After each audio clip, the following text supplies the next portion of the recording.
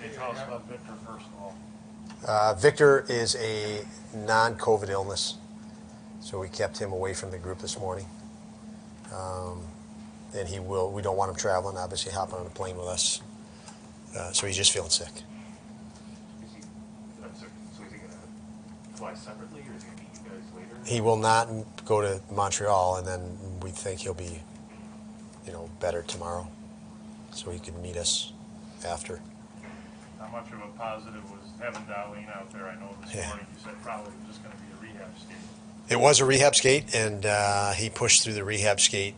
The medical team was comfortable with where he was in that skate earlier, so he hopped off the ice early on the rehab and jumped on the ice with us, and looked like he looked normal to me out there. And he stayed out after. I'm sure he's still out there now as we speak. So that's really good news. Very good news, obviously.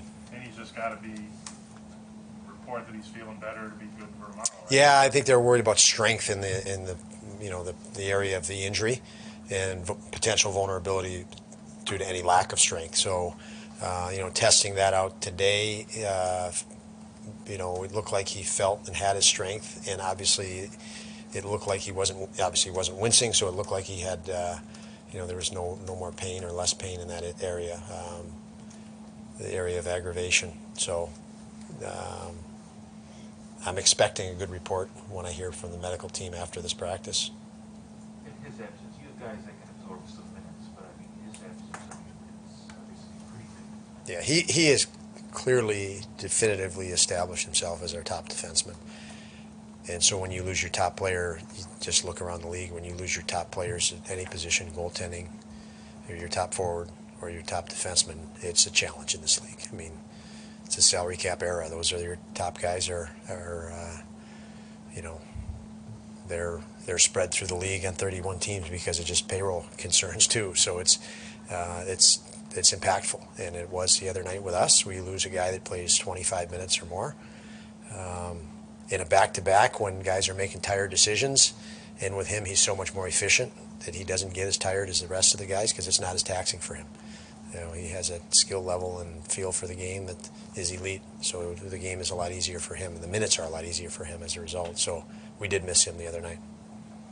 You didn't have Olofsson out there. You were running Krebs with Cousins and Middlestad, and they're going back and forth center, wing. I mean, just how much was the power of experimentation and the time and the chance to do it out there?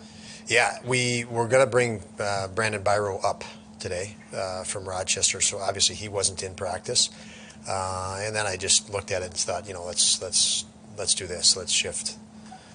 We know Mitzi's working his way back into being Mitzi. I mean, it's going to take him games to do that, as it did with Tuck coming off 7 months, rehab for Tuck, and now Mitzi's in a similar position. So, I just felt giving him, some speed on the wing, at least in practice with Cousins, the way he can skate, and the way Krebs processes the game is much like Mitzi does. So, so whether we do that in a game tomorrow or not, I don't know yet, because obviously we could put Byro in tomorrow, and we'll sort through it. But for practice, it made complete sense, and it's consistent with the theme of these guys all have to play different positions and with everybody, and we need that, and we're going to keep evolving that as we move along.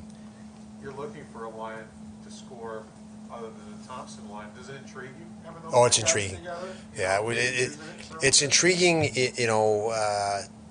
You have these guys they're all on magnets. Their names on our board, and you shift the lines around, and you look at what's Quinn is here, but he's hurt, obviously, and then you think of Peterka, and he's well on his way to being a Sabre. And you look at these guys and their names on the magnets, and you think, wow, this is fun to be able to know where all of these guys are going, and all of these guys, I've said it, they're all special projects. Shifting Thompson to center was a special project. Getting Darlene to move into that number one role, or Yoka Haru to be a more consistent guy. We have all these little projects going on. Peterka in the minors developing, Quinn as well, Krebs getting a few games here and there, Tuck integrating. So it's all special projects that, we talk about the big scheme of winning and doing this and that, we have so many of those special projects going that we know we take care of those, and those are our focus points right now. That the winning, as I say, consistently is going to be the byproduct of that.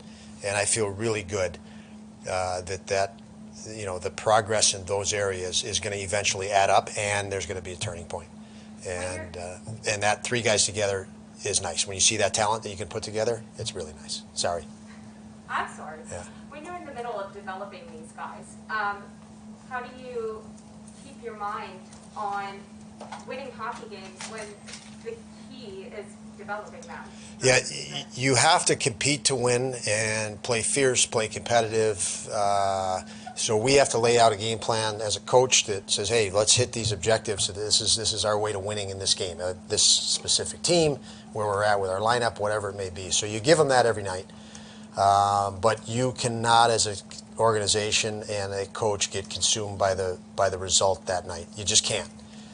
Where we're at as an organization, I know it's frustrating for Sabre fans and people that have watched the team for a long, long time, but it's easier to ruin things as a coach, and the reflex is you think you're reacting, but a lot of times you're overreacting. And we have these projects that are going. Skinner was a project for us at the start of the year in the sense of for him, he was a project with himself. He's trying to get back to his game. So, if we just take care of these and focus on that, we can go in each game with a clear vision on how we could potentially win that game. But if we, focus on those small projects, the execution and efficiency of everybody gets better. And that collective whole of that is that we're going to hit that turning point. I've seen it, and I feel it here, and it's going to happen. Production-wise, Barrow's been very consistent with Rochester. What else has he done to earn the opportunity? When I go and watch them as much as I can, when you bring a guy up to the NHL level, guys need to put him with guys that want to play with him, and he interacts well around him. He sees the developing play. He uses his line mates, his teammates. He supports them with puck, without the puck. So there's detail in his game right now beyond just skill. So he's gained that maturity, and to me, that's what's been impressive.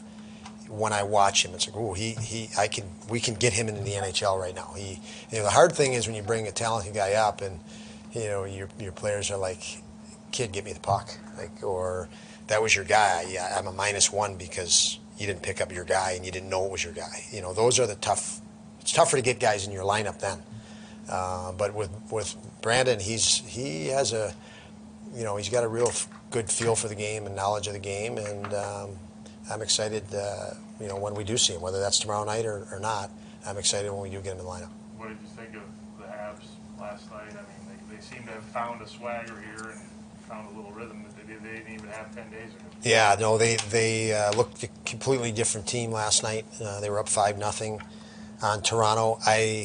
They played with lots of adrenaline, and there were people in the building finally. We went in there a week ago, and the building was, I don't care how loud you turn the speakers up, the building is dead with no fans. And last night you could see the jump in their players with the energy in the building. So different challenge for us this week than it was, different team for us this week than it was last week. Based on that, again, I think the announcers said they had a dozen guys or so that were in the Stanley Cup final last year in the game. So this is not a pushover team by any means, and they're starting to find a little bit of a rhythm, obviously. So this is a big challenge for us.